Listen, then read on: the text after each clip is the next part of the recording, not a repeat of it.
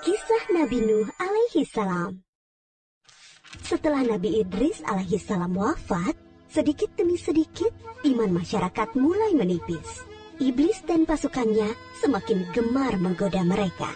Kemudian mereka mulai senang membuat patung. Mereka membuat patung untuk menghormati para pahlawan, leluhur, tokoh-tokoh yang sudah mati. Patung-patung itu diberi nama sesuai nama para tokoh itu. Dari sekedar penghormatan, lama-kelamaan mereka mulai menyembah patung-patung itu. Mereka percaya bahwa patung-patung itu mempunyai kehebatan dan kekuatan yang bisa melindungi dan menentukan nasib mereka.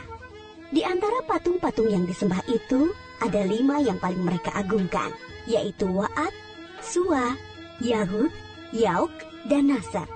Inilah asal mulanya manusia menyembah patung dan berhala. Tentu saja, ini semua hasil pekerjaan iblis dan pasukannya yang berusaha sekuat tenaga menyesatkan manusia agar tidak menyembah Allah dan masuk neraka bersama mereka. Allah tidak membiarkan manusia tersesat semuanya tanpa petunjuk. Maka Allah memilih Nuh alaihi salam untuk mengingatkan kaumnya agar mereka meninggalkan penyembahan dan berhala dan kembali menyembah Allah Subhanahu wa Ta'ala. Siapakah Nuh alaihi salam? Nuh adalah cucu dari Nabi Idris. Fisiknya kuat, terbukti dari umurnya yang sangat panjang, sekitar 1000 tahun.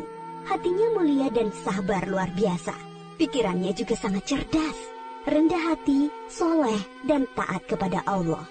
Nabi Nuh adalah Rasul Allah Subhanahu wa Ta'ala yang pertama. Sebelumnya, Allah hanya mengangkat nabi-nabi saja. Mulailah Nabi Nuh berdakwah kepada kaumnya. Nabi Nuh mengajak mereka untuk memohon ampun atas dosa-dosa mereka dan kembali menyembah Allah agar tidak terkena azab dari Allah. Sangat tekun Nabi Nuh mengajak kaumnya dengan berbagai cara, dengan terang-terangan di hadapan banyak orang, dengan diam-diam mendatangi seorang demi seorang. Berulang-ulang, siang dan malam, selama kurang lebih 950 tahun lamanya.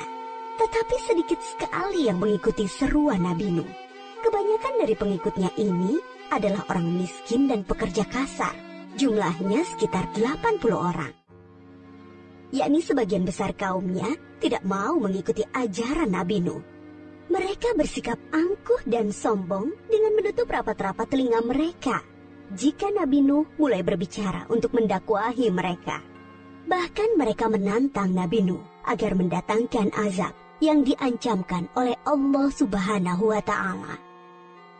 Nuh, sudahlah, berhenti bicara. Percuma, kami tidak akan percaya.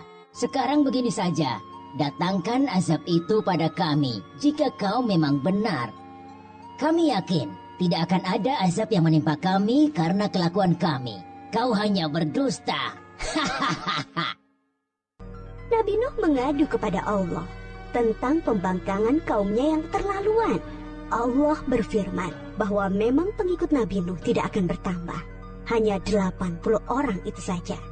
Selebihnya mereka semua tidak akan beriman karena mereka sudah sangat sesat. Setelah jelas ketetapan Allah bahwa orang-orang itu tidak akan beriman, maka Nabi Nuh memohon kepada Allah. Tuhanku, musnahkanlah seluruh orang durhaka itu dari muka bumi. Mereka hanya membuat kerusakan dan melahirkan anak-anak yang durhaka. Kemudian Allah memerintahkan Nabi Nuh untuk membuat kapal yang besar. Pada masa itu ilmu perkapalan belum berkembang dengan baik. Allah mengajarkan ilmu itu kepada Nabi Nuh. Maka Nabi Nuh bersama pengikutnya membuat kapal besar terbuat dari kayu. Kayu itu didapati dari pohon-pohon di hutan di sekitar mereka.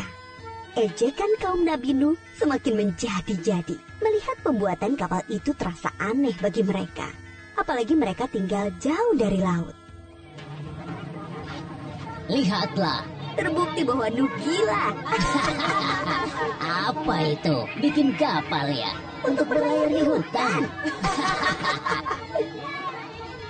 Nabi Nuh dan pengikutnya bersabar dan tetap tekun menyelesaikan kapal itu. Akhirnya kapal besar itu selesai. Inilah kapal besar pertama yang dibuat oleh manusia. Kemudian Allah memerintahkan untuk mengumpulkan binatang-binatang sepasang-sepasang, jantan dan betina.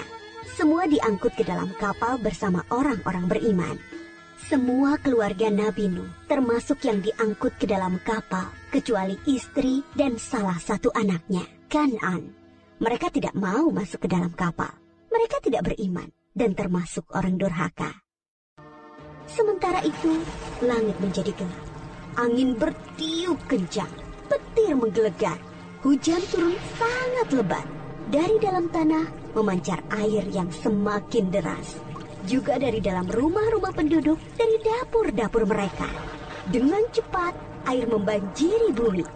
Makin lama makin tinggi, menenggelamkan rumah, pohon-pohon, dan tentu saja orang-orang di luar kapal Nabi Nuh. Ketika Nabi Nuh melihat sekelilingnya dari atas, tampak putranya, Kan'an, sedang menyelamatkan diri dari banjir. Karena kasih sayangnya kepada anaknya, Nabi Nuh berseru, "Anakku sayang, masuklah ke dalam kapal ini. Tidak ada yang bisa selamat dari azab ini kecuali yang berada di dalam kapal." "Tidak, ayah. Aku akan memanjat bukit yang tinggi. Pasti aku akan selamat." Tiba-tiba datang gelombang besar, dan Kan'an tidak terlihat lagi. Dia termasuk yang dibinasakan. Nabi Nuh sangat sedih, tetapi beliau menerima keputusan Allah. Di dalam kapal, Nabi Nuh bertasbih, memohon ampun dan berdoa tidak henti-hentinya bersama orang-orang beriman. Setelah beberapa hari, Allah memerintahkan bumi untuk menelan banjir itu. Hujan berhenti, air pun surut masuk ke dalam tanah. Kapal pun berlabuh di daratan lagi. Orang-orang beriman keluar dari kapal dengan tetap bertasbih. Syukur yang tiada terkira.